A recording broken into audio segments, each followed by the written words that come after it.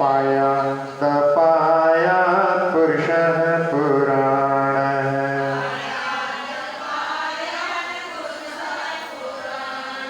उन्नीसवें काव्य।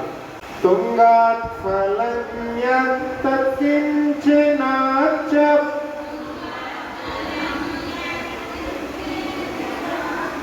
प्राप्यं समृद्धनधनेश्वरादेः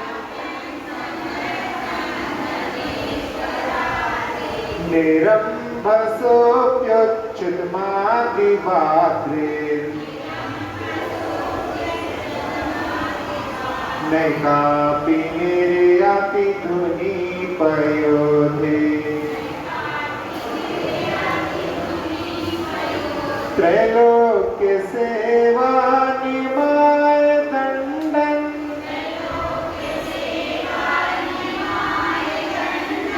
तद्धेयदिन्द्रो विनयेन तस्य तत्प्रातिहार्यं भवता कुतस्त्यम् तत्कर्मयोगाद्यदि वा तवास्तु श्रिया परं पश्यति साधुनिस्सह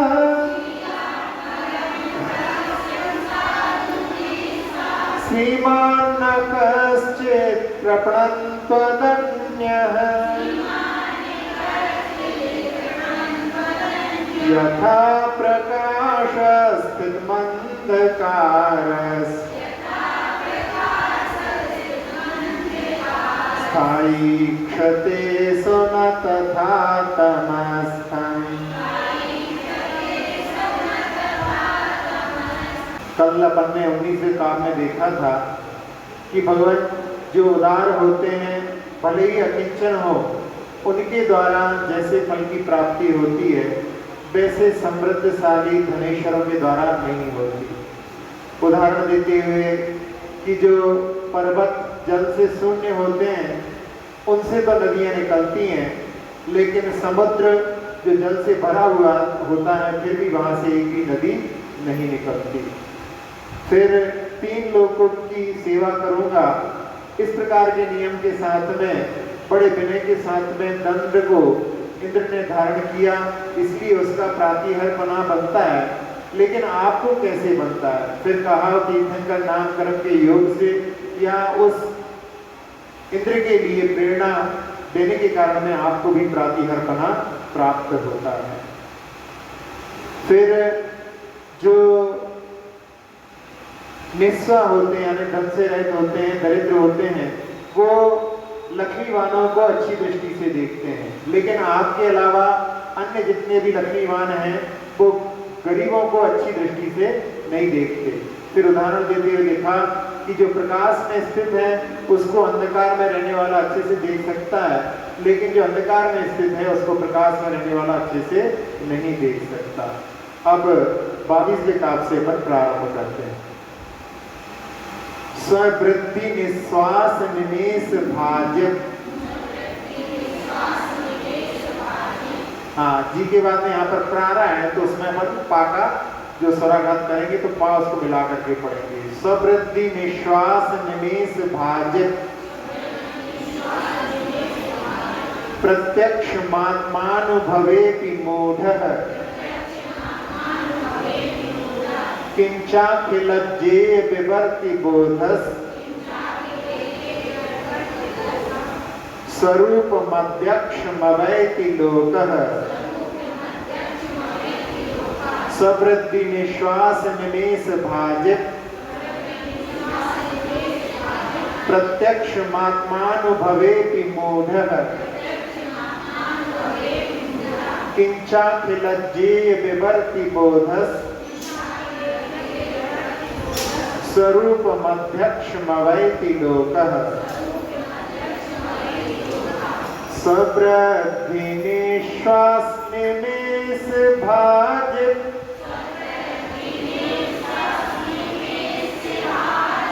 प्रत्यक्षमात्मानुभवेपि मूढ़ः किंचाखिलज्जे विवर्ति बोधस् स्वरूपमध्यक्षमवैति लोकः स्ववृद्धिनिश्वासनिमेष भाज प्रत्यक्षमात्मानुभवेति मूढ़ः। बड़ा नहीं है, ढा है, ढक्कन वाला ढा, मूढ़ः। प्रत्यक्षमात्मानुभवेति मूढ़ः। किंचाखिलज्जे विवर्ति बोधस् स्वरूपमध्यक्षमवैति लोकः।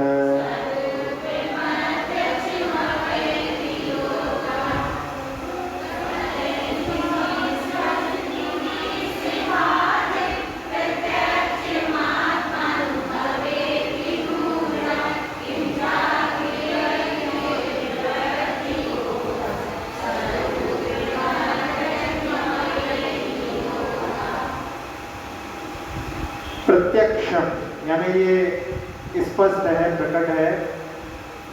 यह स्ववृद्धि निश्वास निमेष भाती, शरीर की वृद्धि होती है और श्वास निकलती है और पलकें झपकती हैं। फिर भी उसके बाद में भी कि यहाँ पर जीव है, ये अपने को इन तीन बातों के माध्यम से पता पड़ जाता है। जीवन के ये लक्षण है कि जिसकी वृद्धि हो रही हो, जिसकी सांसें चल रही हो, जिसकी पलकें झपकती हो, वो अभी जीवित है, प्राण है उसमें। फिर भी उसके बाद में भी आत्मानुभवेति मूढ़ः, हमारे अंदर, हमारे शरीर के अंदर आत्मा है, उसको जानने में जीव मूढ़ है, अज्ञानी है।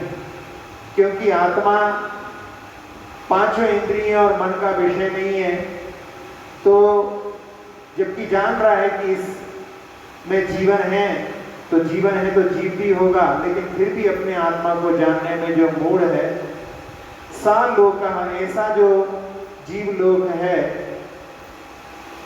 अखिल गेय विवर्ति बोध स्वरूप, जो अखिल गेय यानी समस्त गेयों को जानने वाला जिनका स्वरूप है,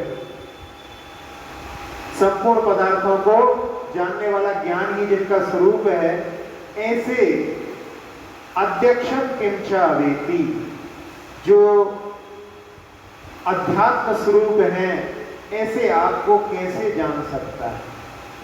जब अपने आप को जानने में, जबकि इतने लक्षण उसके लिए स्पष्ट हैं, प्रकट हैं, फिर भी अपने आप को जानने में जो समर्थ नहीं है, तो भगवान आप सारे ये पदार्थों को जानने वाले हैं, ऐसा ही आपका अखिल पदार्थों को जानने वाला आपका स्वरूप है। ऐसे आपको जो कि अध्यात्म स्वरूप है, आपको कैसे जान सकता है? जो मूढ़ अपने आप को नहीं जान सकता, वो भगवान आपको कैसे जान सकता है?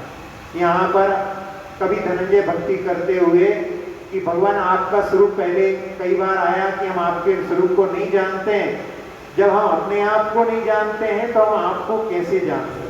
जबकि यहाँ पर तीन लक्षण बताए कि शरीर की वृद्धि होती है, जब जन्म होता है बालक का तो छोटा सा रहता है, धीरे धीरे धीरे वृद्धि को प्राप्त होता है।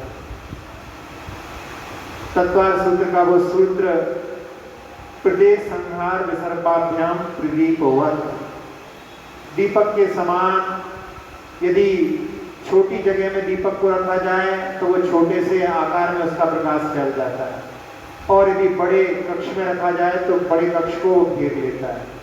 उसी प्रकार से आत्मा छोटे शरीर में होती है तो छोटा आकार धारण कर लेती है, बड़े शरीर में जाती है तो बड़ा आकार धारण कर लेती है।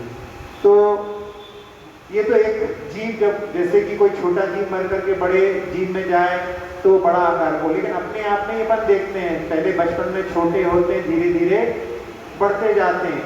तो ये वृद्धि होती है, ये वृद्धि जब ही होती है जब इसमें जीव उपस्थित रहता है, उसके बिना उसकी वृद्धि नहीं होती।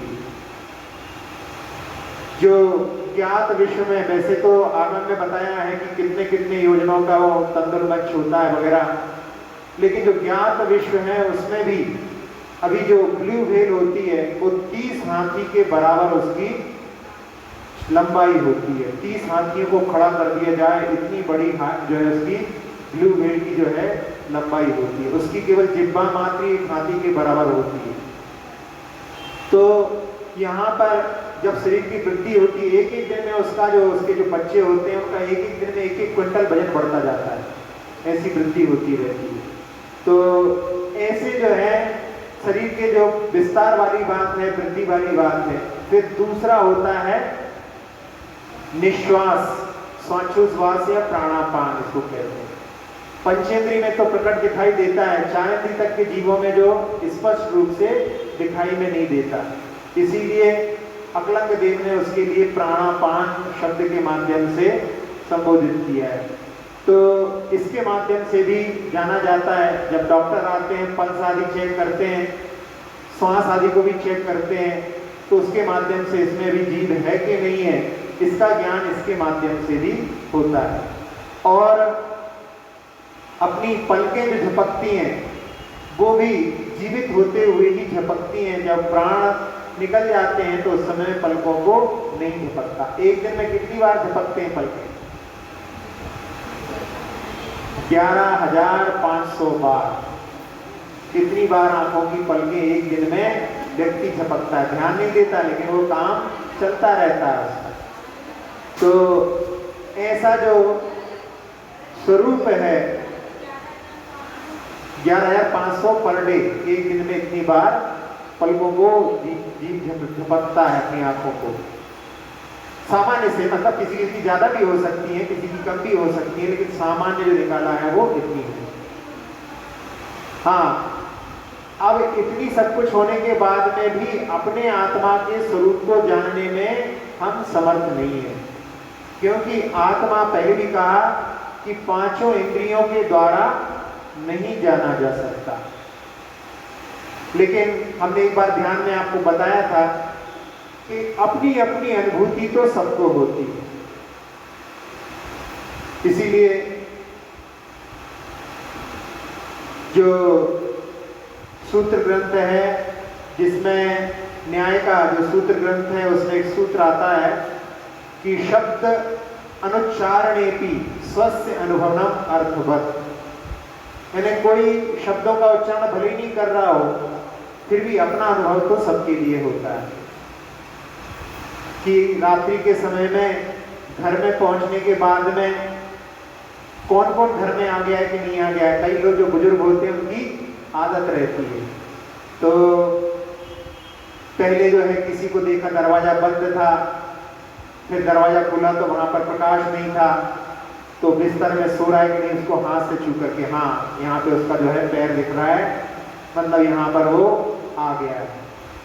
दूसरी किसी की जो गंध से पहचान लिया कि वो कमरे में जो है उसकी गंध आ रही है, डिओड्रेंट या कोई स्प्रे लगाता है, उसके माध्यम से हाँ वो उपस्थित है। किसी को आंखों से देख लिया, किसी को सुन लिया, किसी की आवाज सुन ली कि हाँ उसकी आवाज अभी आ रही है, मतलब वो भी यहाँ पर। लेकिन अपने आप के लिए कि मैं आ गया हूं कि नहीं, अपने को 5 इंद्रियों को प्रयोग करने की आवश्यकता नहीं पड़ती कि मैं आ गया हूं कि। तो ये अपनी अनुभूति तो सबके लिए होती है।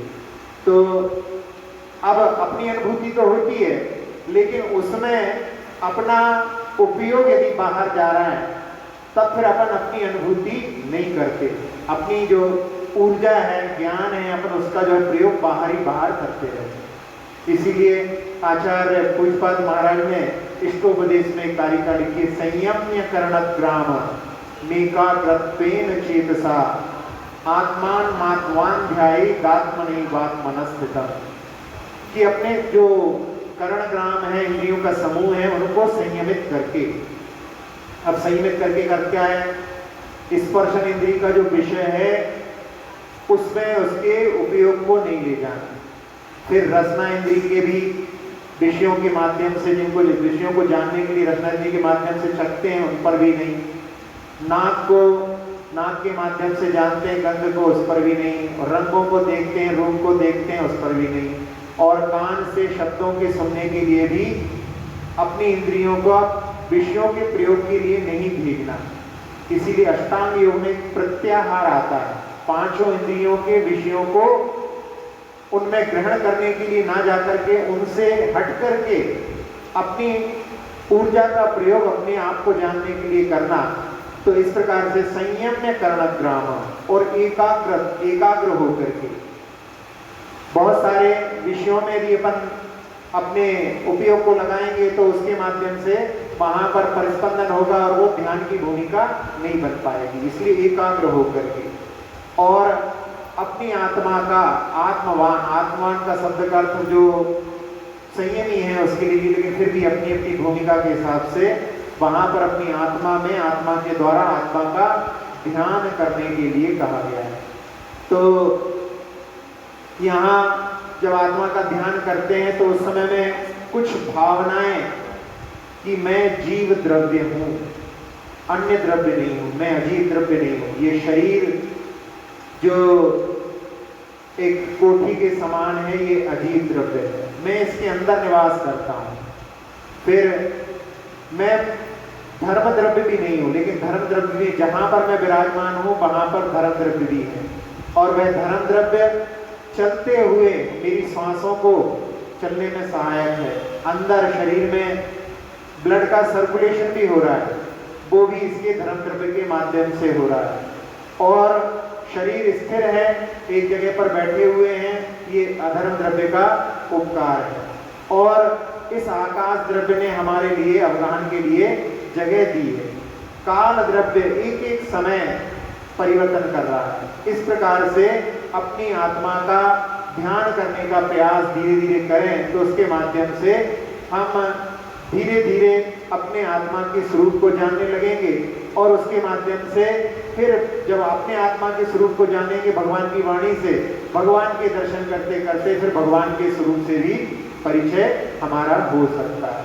और इसमें और भी भावनाओं को कि मैं ज्ञाता दृष्टा स्वरूप हूँ, जानना देखना मेरा स्वभाव है, संकल्प विकल्प मेरा स्वभाव नहीं। पर पदार्थ को अपना मानना ये संकल्प है और उस संकल्प में हर्ष विषाद करना ये विकल्प है। तो इस प्रकार से धीरे धीरे प्रयास करने से अपन अपने आत्मा की ओर दृष्टि डालने से उसके अनुभव में कुछ मूर्ता से दूर हो सकते हैं। ये यहाँ पर भगवान का जो स्वरूप है, जब अपने आप को भी नहीं जान सकते हैं तो हम भगवान को कैसे जान सकते हैं। यहाँ पर अपनी लघुता का प्रतीक है, लेकिन इसके माध्यम से अपनी आत्मा को जानने के लिए भी प्रयास करने के लिए कहा गया है। सबकी अपनी अपनी अनुभूति होती है, सभी अपनी अपनी अनुभूति कर सकते हैं। कोई दूसरे को बताए कि ऐसा कर लो वैसा कर लो, उससे उनके लिए कोई भी उपलब्धि नहीं होगी। जैसे कहा जाता है कि ये तो गूंगे का गुड़ है, किसी गूंगे से पूछो कि गुड़ कैसा है तो बस वो कहेगा कि तुम खाओ तभी समझ में आएगा, हम कुछ भी तुमको बता नहीं सकते। तो ऐसे अपने आत्मा के स्वरूप की ओर दृष्टि डालने वाला ये काव्य है। कवि धनंजय ने इसके माध्यम से अपने लिए भगवान के स्वरूप को, कि उनका स्वरूप जो है सभी जीव को जानने वाला है और हम अपने आप को भी नहीं जान पाते हैं। तो हम डोर के इस छोर पर हैं और भगवान उस छोर पर है। पूरा रास्ता हमको तय करना है, लेकिन भगवान का आलम्बन लेकर के हम उस रास्ते को भी तय कर सकते हैं। हे स्तोत्र ये निराला, सब दुख को हरने वाला, भव विष का है प्रणाशक, प्रभु गुण की है ये माला। स्तोत्र ये निराला, तन वृद्धि श्वास पलकों की जानता है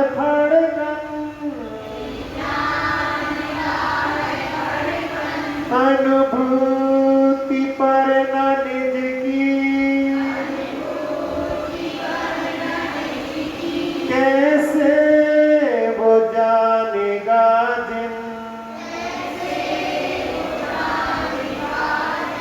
जिनका है ज्ञान निर्मल झलकाए लोक सारा भविष्य का है प्रणाशक प्रभु गुण की है ये माला। चलिए अगले काव्य की ओर। तस्यात्मजस्तस्य पितेति देवत् त्वन्ये वगायन्ति कुलं प्रकाश्य तेद्यापि नन्वाश्मनमित्यवश्यम् पाणौ कृतं हेम पुनस्त्यजन्ति। तस्यात्मजस्तस्य पितेति देवत् देवत् आगे जब आता ना आधा तो उसको जो है स्वराघात करके पढ़ना चाहिए। तस्यात्मजस्तस्य पितेति देवत् त्वन्ये वगायन्ति कुलं प्रकाश्य तेद्यापि नन्वाश्मनमित्यवश्यम् पाणौ कृतं हेम पुनस्त्यजन्ति। तस्यात्मजस्तस्य पितेति देवत्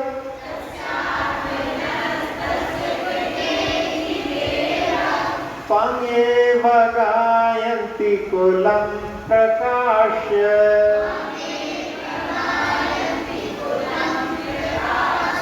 तेद्यापि नन्वाश्मन्मेत्यवश्यम् पाणौ कृतं हेम पुनस्त्यजन्ति। तस्यात्मजस्तस्य पितेति देवत्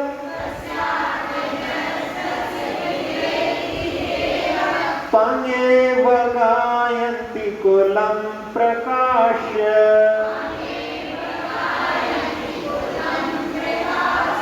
तेद्यापि नन्वास्मन्मेत्यवश्यम् पाणौ कृतं हेम पुनस्त्यजन्ति।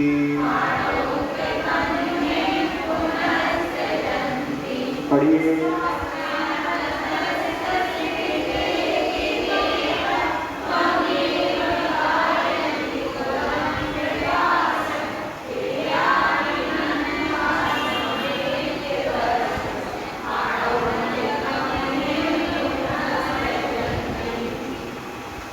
हाँ, इस काव्य में कवि धनंजय भगवान की स्तुति करते हुए कह रहे हैं, देव भगवान का संबोधन, ये तस्य आत्मजा तस्य पिता इति, ये इनके आत्मज हैं। आत्मज यानी आत्मना जायते इति आत्मजा, जिन्हें वैसे पुत्र के लिए आत्मज कहा जाता है। वैसे आत्मा से आत्मा उत्पन्न नहीं होती, लेकिन फिर भी संसार में चलती हैं ऐसी पंक्तियां। तो ये इनके आत्मज हैं और तस्य पिता इति, ये इनके पिता हैं। जैसे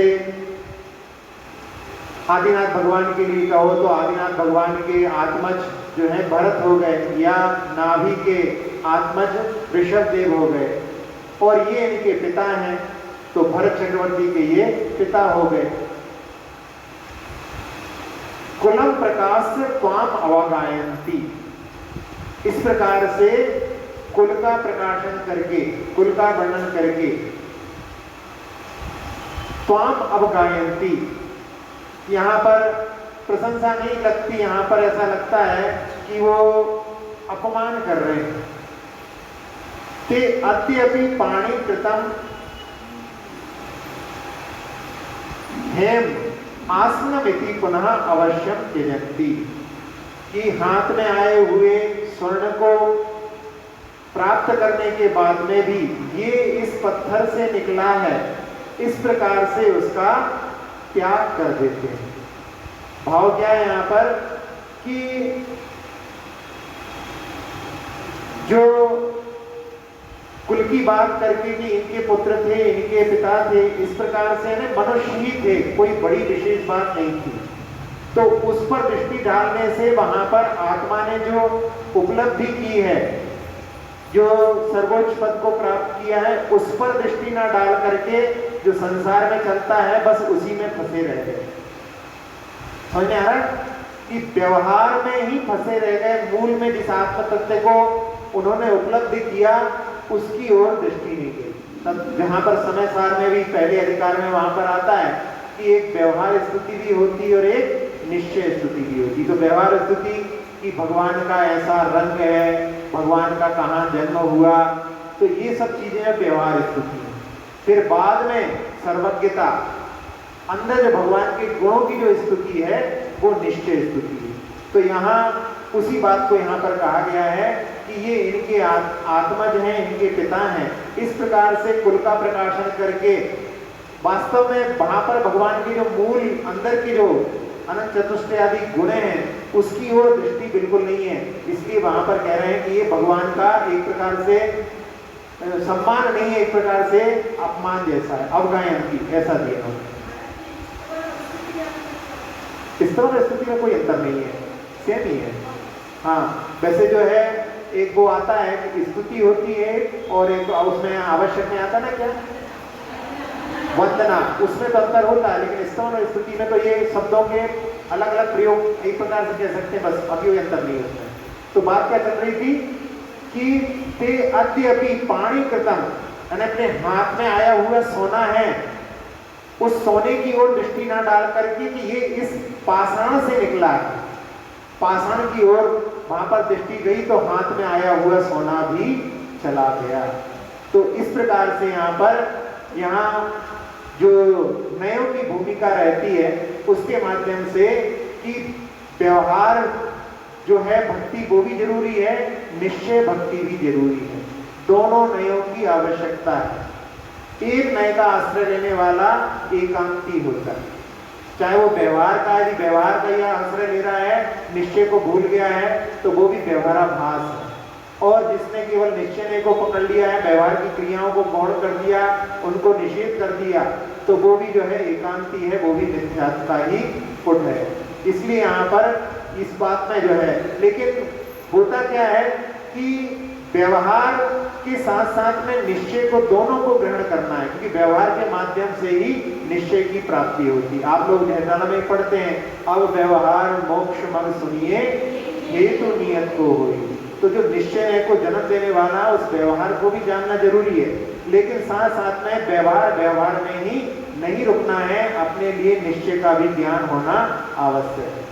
तो नय क्या कहलाता है? जो हमें वस्तु स्वरूप के निकट ले जाता है वो नय कहलाता है। वस्तु स्वरूप का ज्ञान कराने वाली जो कला है उसको नय कहते हैं। तो जो निश्चय होता है वो वस्तु के अभिन्न स्वाश्रित पर निरपेक्ष स्वाभाविक रूप को दिखाने वाला होता है, और व्यवहार में जो होता है वो पर की अपेक्षा से कुछ का कुछ बताने वाला, बेकारी भावों को प्रदर्शित करने वाला व्यवहार में होता है।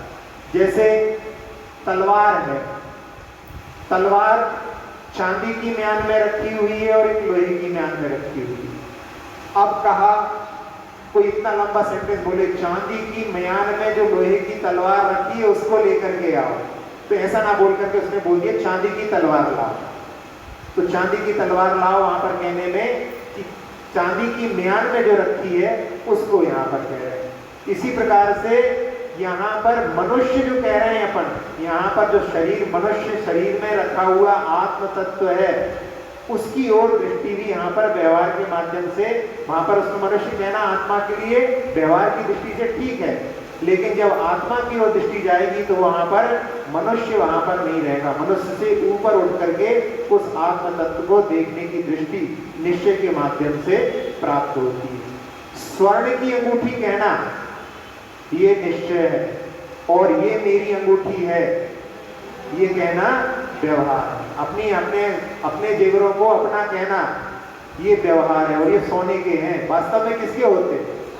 सोने के होते हैं। ये दृष्टि जो है अपने जेवरों के प्रति भी होनी चाहिए कि देखो ये जेवर सोने के हैं। कुछ दिनों पहले हमारी सासू बोलती थी कि ये हमारे हैं, अब हम बोलने लगे, कुछ दिनों बाद में हमारी बहू बोलेगी हमारे, तो कौन किसके हैं ये? ऐसी दृष्टि वहां पर जानी चाहिए। तब जो है हमने जो नए को समझाया, उसका प्रयोग किया है, वो अपने लिए उपादेय हो सकता है। अब व्यवहार में कब तक उपादेय है? जैसे आपको शिखर जी जाना है, तो शिखर जी जाना है तो यहाँ से आप ऑटो में बैठ करके स्टेशन तक गए, तो ऑटो आपको उपादेय स्टेशन तक, उसके बाद में ऑटो को आपको छोड़ना पड़ेगा। फिर इसके बाद में ट्रेन पकड़ ली आपने, तो वो कहाँ तक उपादेय है? तीसरी पारसनाथ स्टेशन तक। उसके बाद में वो भी है, उसको भी छोड़ो। फिर वहां से बस पकड़ी तो मधुबन पहुंच गए, तो वो भी है हो गई। फिर आपने लाठी पकड़ ली ऊपर पहाड़ पर चढ़ने के लिए, फिर लाठी भी जब टॉप पर पहुंच गए तो लाठी को भी छोड़ो, तब जाकर के भगवान के निकट पहुंच सकते हैं। तो ये व्यवहार में कब तक उपादेय? क्रियाएं आदि करते हैं। 6 क्रियाओं के बारे में आप लोगों के पहले बताया था कि जिनालय में 6 क्रियाएं को करना चाहिए। भगवान का पूजन, पहले उसके पहले अभिषेक, फिर पूजन, फिर स्वाध्याय, फिर स्तोत्र पाठ और जपमाला।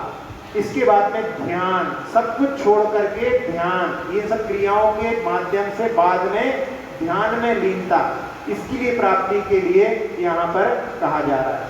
तो व्यवहार और निश्चय दोनों की नेत्री को समझते हुए दोनों को अपने जीवन में अंगीकार करने का जो भाव है वो इस काव्य के माध्यम से प्रकट होता है।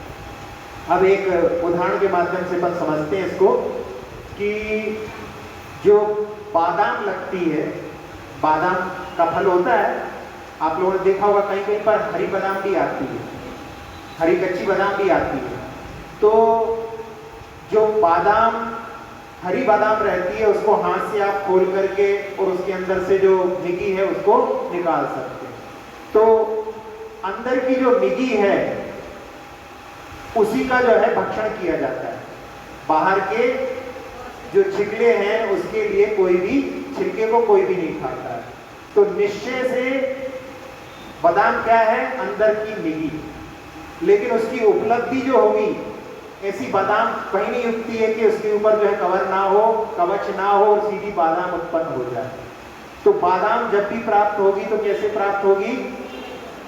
कवच सहित होगी। उसके कवच को दूर करके अपने को उसको प्राप्त करना पड़ेगा। तो यहाँ पर अपने लिए व्यवहार की भी कीमत है, क्योंकि वो उसको सुरक्षा देने वाला है। यदि वो नहीं होता तो निश्चय की भी प्राप्ति नहीं हो पाती। और व्यवहार के साथ में निश्चय है, इसलिए उसकी कीमत है। जिसके अंदर निगी नहीं है, कई होती है ऐसी बादाम, आपको पूजा में भी चढ़ाते समय में थोड़ा कई लोग हिलाते हैं कि इसके अंदर है कि नहीं है। तो जिसके अंदर यदि निगी नहीं है तो उस कवर की भी कोई कीमत नहीं होती। वो व्यवहार जो निश्चय से युक्त है वो ही प्रयोजनीय है, यानी उसमें निश्चय की ओर दृष्टि भी होनी चाहिए। और निश्चय के साथ में होने से व्यवहार की कीमत है, और व्यवहार के साथ में निश्चय होने से वहां पर दोनों की कीमत है। इसको ध्यान में रखते हुए अब छिलके के साथ में रहने से निगी की कीमत कम होती है। छिलके के साथ में जो बादाम आती है उसकी कीमत क्या होती है? अभी क्या बात चल रही है?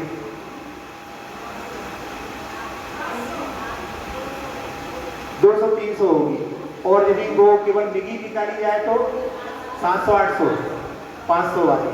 तो छिलके के साथ में रहने से उसकी कीमत कम होती है, और छिलके के साथ में, छिलके की कीमत जो है मिगी के साथ में बढ़ जाती है, यानी मिगी साथ में है तो छिलके की भी कीमत बढ़ जाती है। इसी प्रकार से निश्चय की कीमत भी व्यवहार के साथ में रहने से, निश्चय की कीमत जो है व्यवहार के साथ में रहने से घटती है, और व्यवहार की कीमत निश्चय के साथ में बढ़ती है। छिलका का साथ होना मिगी की मजबूरी ही नहीं अपितु उसकी उपयोगिता भी है, क्योंकि बादाम के पेड़ पर जब फल लगा तब धूप रूपी जो तप है किसने सहन किया? छिलके ने ही सहन किया, उसके माध्यम से ही अंदर वो मिगी का निर्माण हुआ है। बरसात गर्मी आदि सब कुछ जो है वो कवच ही झेलता है, तो छिलके ने ही मिगी को जो है सुरक्षित रखा। तो प्रारंभिक अवस्था में व्यवहार जो है सुरक्षा देने वाला होता है। यदि कोई समझे कि वो बाहर पहले का कार्य ना किया जाए, केवल हम जो है मिगी को प्राप्त कर लें, तो उस मिगी की प्राप्ति यानी निश्चय की प्राप्ति कभी भी नहीं हो सकती।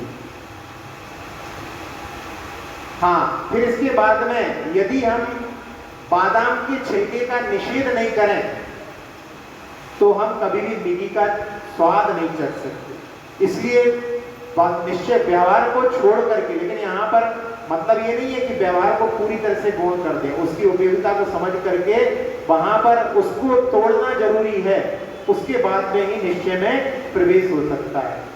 उनके पिता है सुत है,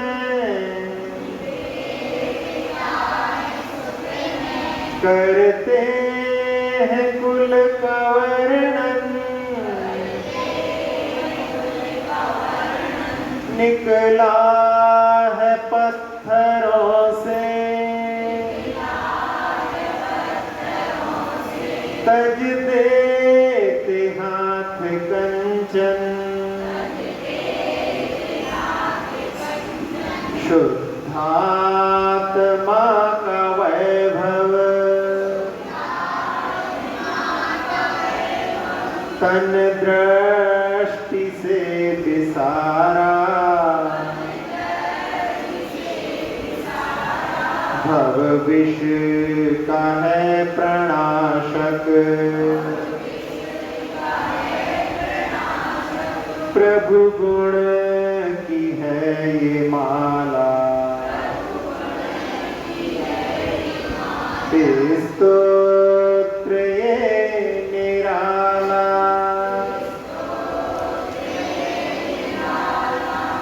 चलिए तीसरा काव्य भी ज्यादा नहीं है, उसको भी अपन साथ साथ में ले लेते हैं। दत्तस्त्रलोक्यां पटहो विभूता,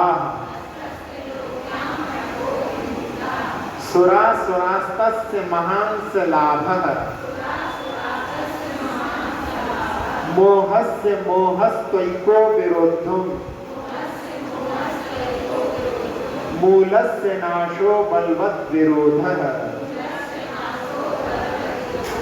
दत्तस्त्रलोक्यां पटहो विभूता, सुरासुरास्तस्य महांस लाभः, मोहस्य मोहस्त्वैको विरोद्धम्, मूलस्य नाशो बलवत् विरोधः।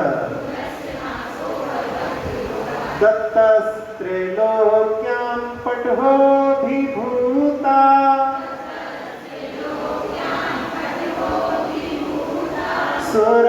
सुरासुरास्तस्य महांस लाभः, मोहस्य मोहस्त्वैको विरोधम्, मूलस्य नाशो बलवत् विरोधः। दत्तस्त्रैलोक्यां पटहो विभूता, सुरासुरास्तस्य महांस लाभः, मोहस्य मोहस्त्वैको विरोधम्, मूलस्य नाशो बलवद्विरोधः।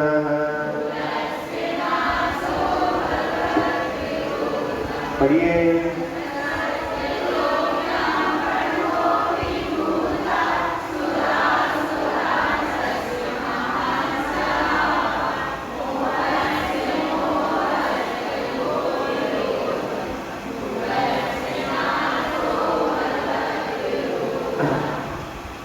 त्रिलोक्याम पटह दत्ता सरासरा विभूता।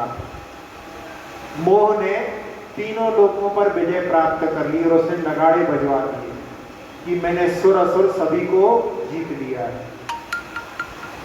से महान लाभ, उसके लिए महान लाभ हुआ कि सारे विश्व पे उसने विजय प्राप्त कर ली। लेकिन त्वयि विरुद्धम मोहस्य का मोहा, लेकिन भगवान आपके प्रति उस मोह को मोह नहीं हुआ, यानी वो आप में गाफिल नहीं हुआ, क्योंकि उसको मालूम था कि बलवान का यदि विरोध करूंगा तो मैं जड़ से नाश हो जाऊंगा। इसलिए उसने भगवान आपका विरोध नहीं किया। बाकी जितने संसार में कमजोर लोग थे उन सबको उसने अपने चपेट में ले लिया। तो मोह के वशीभूत पूरा संसार है, सारे संसार को मोह ने अपना जो है गढ़ बना लिया है। इसीलिए उसने जीत का नगाड़ा बजा दिया कि हमने सबको, सुर असुर सबको जीत लिया है। लेकिन मोहस्य त्वयिको विरोधो, उस मोह के लिए आपके विषय में कौन सा मोह था? कोई मोह नहीं था। वो जानता था कि ये जो है शक्तिशाली हैं, इनका यदि हम विरोध करेंगे तो हमारा मूल से नाश हो जाएगा। इसलिए उसने आपके प्रति कुछ नहीं किया, आपके प्रति समर्पण कर दिया और वो पूरे संसार में जो कमजोर लोग थे उन लोगों के लिए उसने अपनी चपेट में ले लिया। तो संसार में बड़े बड़े भी जो है मोह के वशीभूत हो जाते हैं। आप लोग भी आगम के उन जो है उदाहरणों को जानते ही हैं कि जहाँ बलभद्र और नारायण जहाँ रहते हैं 6-6 महीने तक, आज ही प्रसंग आ रहा था, 6-6 महीने तक उनके मृत शरीर को कि हमारा भाई तो मर ही नहीं सकता, ऐसे भाव के साथ में उसको 6 महीने तक खिलाते पिलाते नहलाते रहे। और जब हरण हो गया तो नदी से, पेड़ से भी पूछ रहे हैं कि हमारी जानकी कहाँ है। एक जगह तो वहां पर वर्णन आता है कि एक जगह आवाज लगाते हैं कि कहाँ है, तो वहां जो आवाज गूंजती है, इको पॉइंट होता है, वहां से भी आवाज आती है। कहाँ है की जगह पे यहाँ है समझ में आता है उनको। फिर पूछते हैं कहाँ है, तो यहाँ है, जाकर के देखते तो कहीं नहीं मिलती। तो फिर सोचते हैं हमारी आवाज ही जो हमको सुनाई दे रही है। वास्तव में ऐसा ही मोह का साम्राज्य रहता है। और जो भरत चक्रवर्ती जिस समय में 3 युद्ध हार गए थे, उस समय में भी उन्होंने वहां पर उनका ज्ञान जो है मोह से अभिभूत हुआ और उन्होंने चक्र चला दिया। अपने कुल के ऊपर चक्र नहीं चलता है, लेकिन फिर भी उन्होंने वहां पर चला दिया। और इसी प्रकार से द्रोणाचार्य ने जब अर्जुन के प्रति मोह था तो उन्होंने एकलव्य के अंगूठे को ले लिया, वो भी मोह की परिणति थी। इसी प्रकार से राजा बसु का भी उदाहरण आता है कि जो गुरु की पत्नी थी, उनके मोह के कारण में उसने असत्य का भाषण किया, उसके कारण में वो नरक गया। तो संसार के महान महान लोग भी जो है इसके वशीभूत हो गए। तो इसीलिए यहाँ पर ये कहा गया है कि सारे संसार पे उसने जो विजय प्राप्त कर ली, सुर असुर सभी को जीत लिया। लेकिन भगवान आपके विषय में वो मोहित नहीं हुआ, क्योंकि वो जानता था कि आप शक्तिशाली हैं। बाकी सारे संसार के जो कमजोर लोग थे उसको मोह ने अपनी चपेट में ले लिया। तो यहाँ पर दर्शन मोह, चारित्र मोह 2 होते हैं।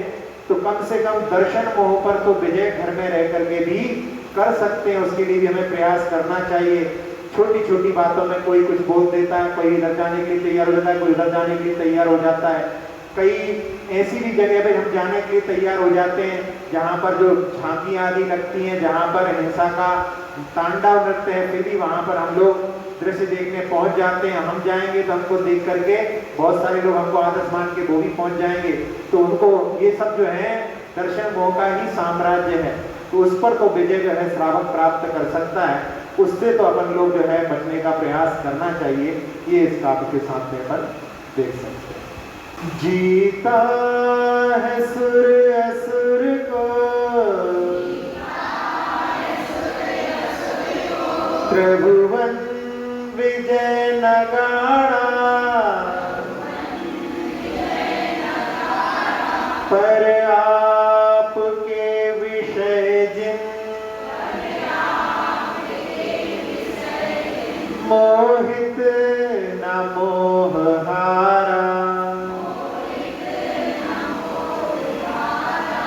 बलशाली का विरोध सहमूल नाश वाला भविष्य का है प्रणाशक प्रभु गुण की है ये माला स्तोत्र ये निराला। हाँ चलिए तीनों पाठ अध्ययन कर लेते हैं।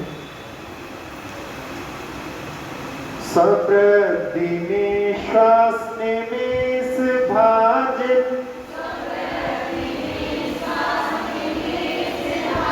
प्रत्यक्षमात्मानुभवेति मूढः किंचाखिलज्जे विवर्ति बोधस्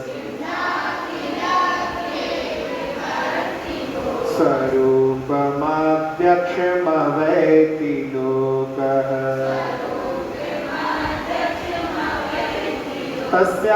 तस्यात्मजस्तस्य पितेति देवत् पाण्येव गायन्ति कुलं प्रकाश्य तिथ्यापि नन्वाश्मन्नित्यवश्यम् पाणौ कृतं हेम पुनस्त्यजन्ति दत्तस्त्रैलोक्यां पटहोऽभिभूता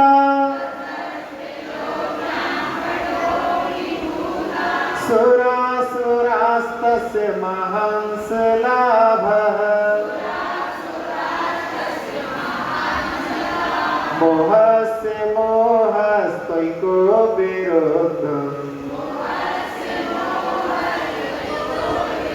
मूलस्य नाशो बलवद्विरोधः अक्षर पद मात्रा से दूषित वचन अगर ममहीन रहे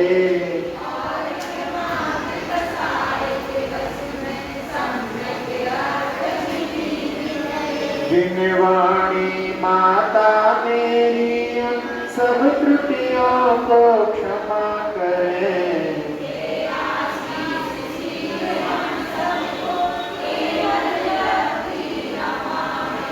प्राप्त हमें हो बोधि समाधि परिणामों की शुद्धि हो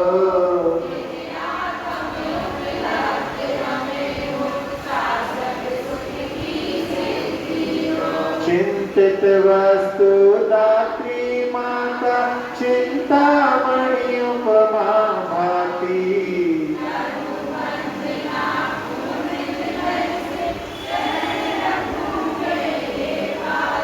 कर जिन वाणी स्तुति तन की ममता टा